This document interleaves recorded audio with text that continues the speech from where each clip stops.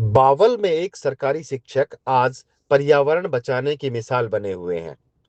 हम बात कर रहे हैं मास्टर राजेश कुमार की, जिन्होंने अपने घर की पूरी एक मंजिल को हरियाली से सजा दिया है।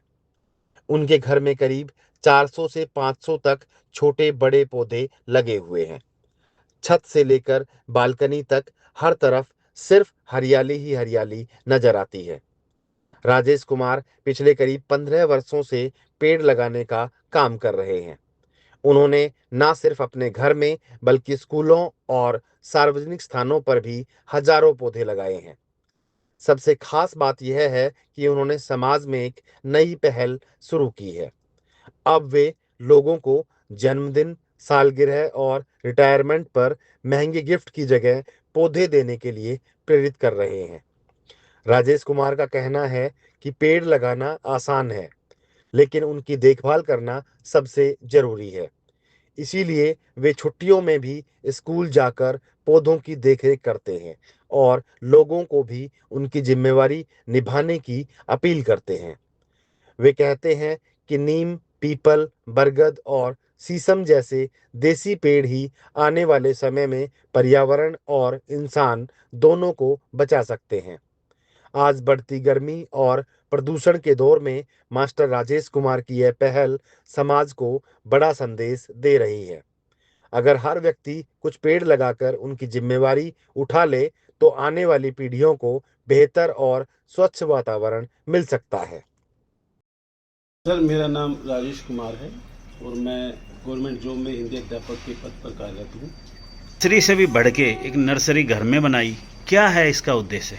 इसका उद्देश्य एक ही है कि प्रकृति जो भगवान ने हमें दी है, ये हमारे लिए अनुपम भेंट है उनकी। अगर हम इसको सहेज के नहीं रखेंगे, इसको बना के नहीं रखेंगे, क्या तो हम आने वाली पीढ़ी को जवाब देंगे, और क्या हम अब जो ज़िंदगी चल रही है आज के वातावरण में, जो इन्वायरमेंट ख़राब हो रहा है, इसको हम कैसे बचाएंगे। तो सबसे बड़ी बात ये है कि नेचर इज़ ग्रेट, भगवान की एक बहुत बड़ी गिफ्ट हमारे लिए। इसको नहीं बचाएंगे तो ना तो हम सांस लेंगे, ना जिएंगे, और हमारी जो आने वाली पीढ़ी है ना, हमें ताने मारेंगे कि हमारे लिए क्या क्या अपने फायदे के लिए। लेकिन इसमें आपको क्या फायदा और क्या लॉस है? चलते चलते बात करते हैं। देखिए सर, ऐसा है, जो मेरा पहला कदम है वो तो गुरुजी का ही है। भाई, मैं टीचर बना हूँ तो बच्चों को एक शिक्षा देने के लिए मैं बना हूँ। लेकिन कहते हैं ना, एक पंथ दो काज, सोने पे सुहागा। शिक्षा भी दे देते हैं, प्रकृति को बचा लेते हैं, और इससे मुझे तो इतना फ़ायदा है कि यार भगवान ने मुझे हिंदी अध्यापक बनाया। मैं बच्चों को पढ़ाता भी हूँ और बच्चों को बताता भी हूँ कि बेटा आपको ही करना है, क्योंकि हमारे देश का भविष्य हमारे पास है। तो पढ़ाई के साथ साथ एजुकेशन का संस्कार और नेचर दोनों का जब मेल होगा ना, तब होगा सोने पे सुहागा।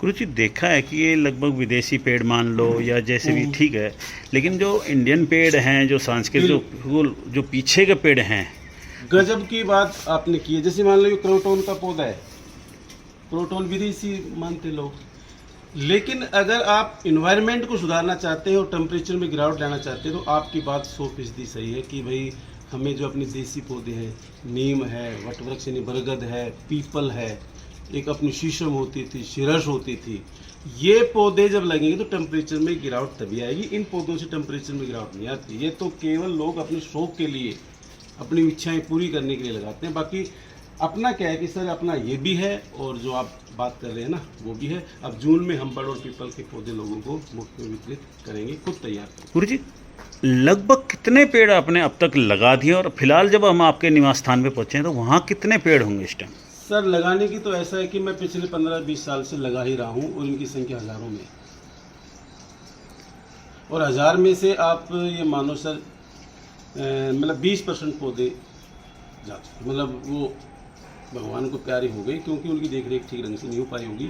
और अपने यहाँ भी पुल नीचे ऊपर बाहर लगा के 400-500 पौधे हैं, छोटे लेके बड़े तक। कभी एनिवर्सरी हो, बर्थडे हो, गिफ्ट नहीं लेके जाते?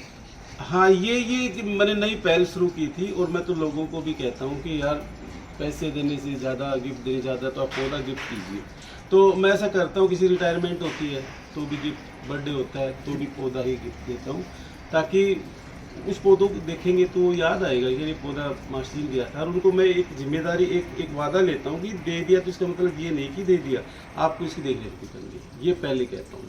फैमिली का ऐसा है, विरोध तो कोई नहीं करता, लेकिन मदर जो है ना, इनकी उम्र 76 साल है, 76 ईयर ओल्ड हो, और वो मेरे से ज़्यादा काम करती हैं, और एक एक पौधे की देख रेख। अगर मान लीजिए पौधा गल गया ना, तो मम्मी कह देती मदर कि बेटा इस पौधे में दिक्कत है, इसको ठीक करो, मतलब कि इतनी उनको ज्ञान है। तो और भी साथी भी, अपने अड़ोसी पड़ोसी भी धीरे धीरे देख देख के वही पौधे लगाने लग गए। जी, तो रंग में रंग गए। हाँ, रंग में रंग गए। जो लोग ये कहते थे कि मास्टर तो पागल हो गया, क्या करेगा, पौधों में क्या होता है, वही लोग पौधे लगा रहे हैं। गुरुजन, आप अपने घर में लगा रहे हैं तो इतनी केयर कर रहे हैं, लेकिन एक सवाल आपसे भी महत्वपूर्ण है कि शिक्षा विभाग में होते इस फिलहाल अब करीबन 1-1.25 महीने की छुट्टियां हैं स्कूलों की, हाँ लेकिन जी। वहाँ पौधे बड़े भी हैं, छोटे भी हैं, फिलहाल वहाँ रख रखाव के लिए चौकीदार भी होगा, लेकिन अब फिलहाल अगर वो भी चौकीदार छुट्टी पे तो उनकी रख रखाव कौन कर रहा हाँ, हो? ये एक मतलब कि ये जिम्मेदारी बहुत ज़्यादा है। टेम्परेचर 46 डिग्री है, हर दूसरे दिन पौधों को पानी चाहिए।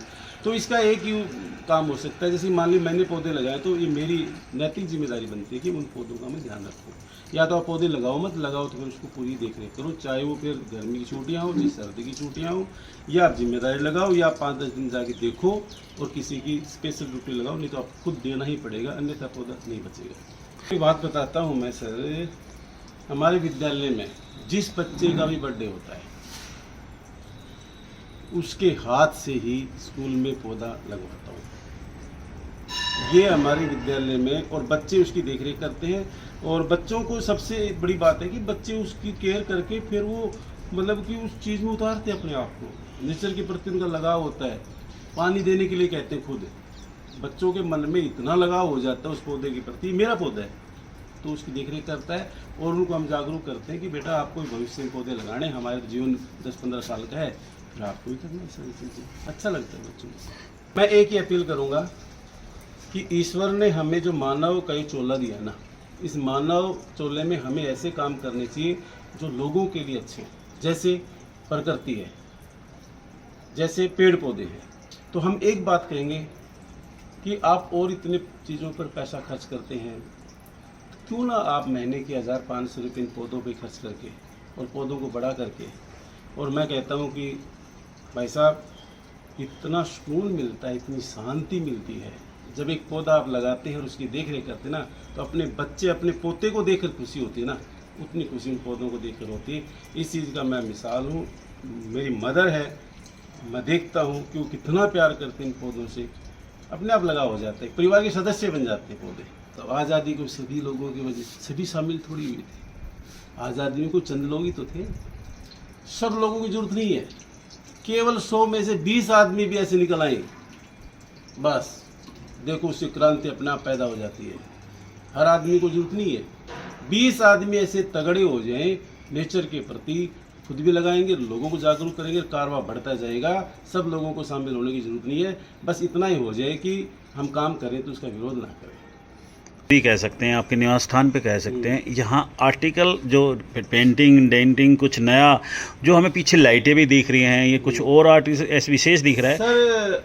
कम लागत से, कम लागत की चीज़ों से जो चीज़ तैयार की जाती है, जैसे रद्दी वेस्ट चीज़ें होती हैं, उसमें और ज़्यादा मज़ा आता है। ये वेस्ट है, ये वेस्ट है, ये लाइट वेस्ट है, ये देखो टॉफी की है। मैं कह रहा हूँ कि सारी यहाँ बहुत सारी चीज़ें आपको, ये देखिए ये भी वेस्ट, सारे डब्बे उब्बे लगाकर सारा काम किया हुआ है। मतलब एक ही पैसा खर्च करना भी कोई ज़्यादा समझदार नहीं पेड़ पौधों पे। ऐसा करो कि पौधा भी लग जाए और इन्वायरमेंट बचे। अब कबाड़ से कोई चीज़ खरीदी, इन्वायरमेंट भी बचा आपका, रद्दी चीज़ आई तो वो चीज़ सबकी हो गया आपका। ये देखो आप क्या कहो इसको, बताओ। नारियल है सूखा, अपना नारियल जो पीते हैं, ये सब नारियल के बने हुए हैं। गुरुजी, एक लास्ट अंतिम सवाल, आपको अवार्ड भी मिले हुए हैं, क्या है वो अवार्ड का भी पीछे राज? सर ऐसा है कि काम सभी करते हैं, कुछ काम ऐसे होते हैं जो लोगों को दिख जाते हैं, बाकी बहुत मेहनती लोग हैं। 2018 में मुझे राज्यपाल ने राज्य शिक्षक पुरस्कार से सम्मानित किया। 2019 में राष्ट्रपति महोदय जो अपने जो रामनाथ कोविंद जी थे, उन्होंने मुझे सम्मानित किया। तो बस अच्छा लगता है बस काम। हमारे क्षेत्र के जो इस फिलहाल इस टाइम एसडीएम संजीव कुमार भी हैं, वो भी बड़े पेड़ पौधों से लगाओ। बिल्कुल, मैं उनको बड़ा रिगार्ड करता हूँ। वो तो पोलोथीन भारत मुक्त जो प्रोग्राम होता है उसमें उनके साथ था, और अभी मैं मिलूंगा सर से, थोड़ा समय भी व्यस्त था, सर भी जनगणना में ज़्यादा बिजी थे, उनसे सेपरेशन मिलके फिर मैं उनको भी दिखाऊंगा कि सर देखो हम आप भी लगे हुए, हम भी लगे हुए आपके, आप हमारे प्रेरणा स्रोत हैं, करेंगे काम।